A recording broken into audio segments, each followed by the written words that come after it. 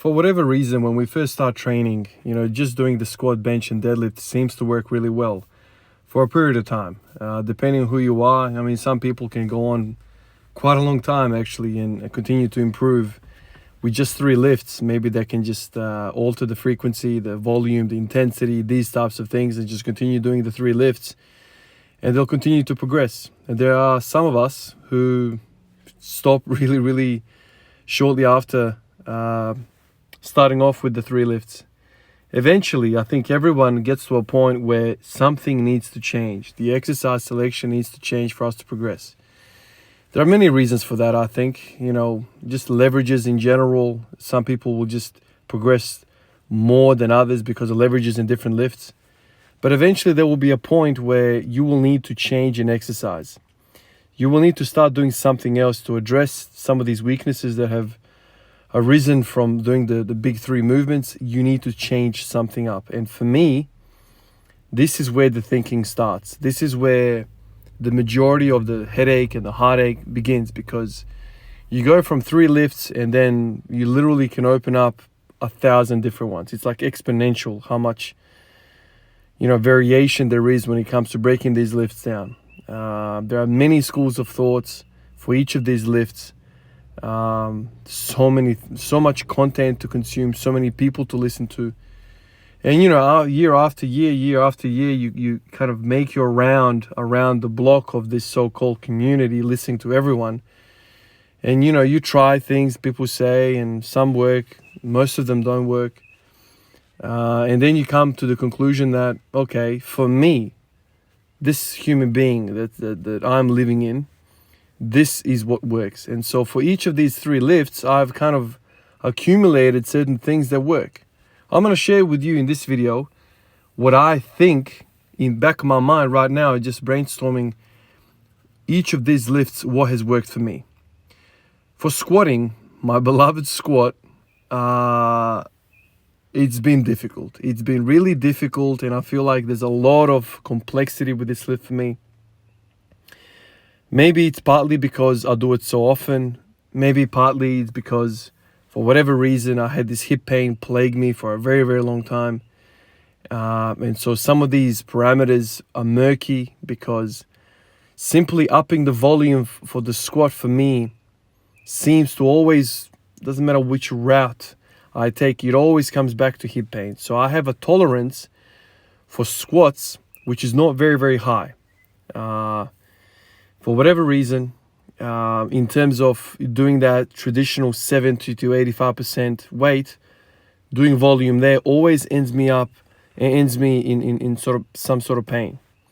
But what I know is that doing a lot of volume, I'm talking about sub like 60% volume, always served me well, never brought me pain.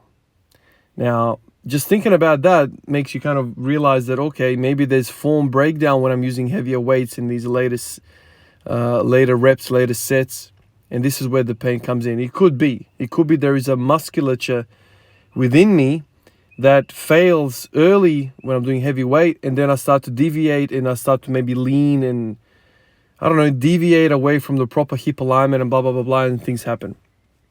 All I know is that from all these years of squatting, sub 60% has always brought me back lots and lots of results. Now, why don't I do that? In fact, when I hit that 212, what did I do? I did a lot of volume, like bodyweight squats, man, Hindu squats, sets of 50, sets of 40, sets of 30, that kind of thing. The reason why I stopped is because that period also began a period of me being sick lots of times. It's winter here. It was winter at the time. Kids going to school, lots of sickness, COVID. It's just winter here was nasty this year for various different reasons. I mean, that's another topic for another time. But I had to stop because when you're doing heavy breathing, lots of heavy work with lots of reps, you basically irritate the breathing organs and you're more susceptible to some of these infections. So I stopped that for that reason. I really hope to get back to that kind of training as soon as it warms up a little bit. I really want to do that. So that's one thing. In terms of accessories, there's a bunch of things that have helped me. The number one thing that comes to my mind right away is marching. Now, marching is basically walking in the same spot with high knees, right? Just like a soldier marches, high knees. That's born out of this idea that reversing whatever the squat pattern is. In fact, there's a pattern forming here. Whatever exercise you do, if you reverse that exercise, you will have stability within those joints. So marching has done really well for me. Hamstring curls have really done really well for me. Any sort of abdominal exercise seems to make me feel good in the squat, whether it's sit-ups, leg raises, knee raises, things of that nature. That's felt really good. Wide stance squats have also felt really good for me, especially for the adductor complex, the hip complex. So these are some of the things with the squat that I've had a lot of success with. In terms of direct carryover and health, high reps, bar none, is the best. It's honestly the best. So that's my initial thoughts for the squat. Obviously, it's a much deeper rabbit hole we could go down on. But I want to cover the three lifts in this video, and it's not the longest video. So for bench, I'm not the best bencher in the world, nothing like that. I'm just sharing what's worked for me. For bench press, once again, same theme. Body weight stuff. So push-ups. When I hit 140 on the bench press, 1 year ago, when I was caring about it a lot, probably more than that, a year and a half ago now, I did a lot of push-ups. Lots of push-ups, lots of volume. I hit 140. It's the funniest thing, man, both for squats and bench. When I did, sets of 50 in these lifts, my 1 rep max improved. Figure that out. That goes exactly against the grain of everything everyone said, but that's my experience. For the deadlift. The deadlift seems to respond directly when I do a lot of volume in the 70 to 85% range in the squat. Earlier this year when I hit 265, that was as a result of me doing a lot of sets of 5 on the squats. I even worked myself up to 190 kilos for a set of 5. And when I started deadlifting, soon after that period, things were flying up like crazy. So I know squatting carries over really well to my deadlifting. Rack pulls, deficit pulls, all of that strengthens you, but you have to, pair these exercises up, these heavy back exercises, lower back exercises. You have to pair them up with some sort of abdominal training. Otherwise, you're going to feel what I felt a few months ago, which is, man, I'm going to blow a hernia here. My anterior pelvic tilt was getting bad. My guts were spilling out. I was walking around like a freaking duck. These guts hanging out. So if you're going to do those two accessories, or any really, like even RDLs, you have to match it up with some sort of lower abdominal kind of work, just to balance out the hip. There's patterns here. There's patterns forming here.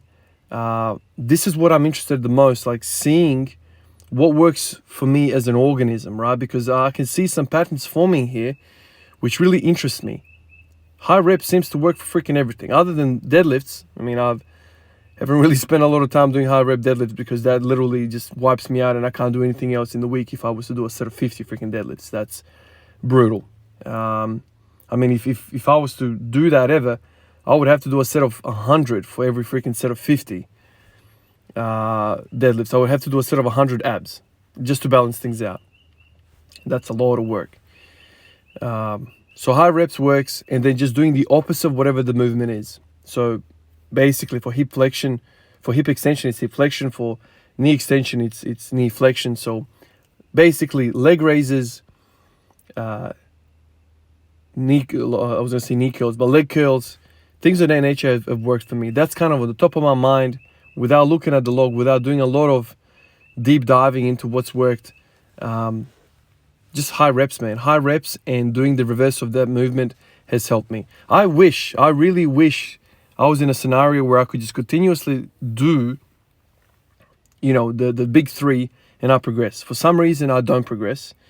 And I think a lot of us also don't progress just simply doing more volume or alternative amounts of volume throughout the year of just the simple lifts. You need to do things on the other side of these joints to balance the body out so you can actually use the primary muscles which are required to do the work. That's the realization. That's the real puzzle here. The real puzzle here is, okay, you've gone through that 6 months, 1 year period of just doing the big three. Things have stopped, things have halted. Maybe you've got some pain in the shoulder, in the knee, or whatever the case might be, the back. Okay, now you need to kind of shuffle and you got to work out what's going on. And what's worked for me might not work for you, man. Like I said, leverages change everything. Your experience changes everything. How you approach things changes everything.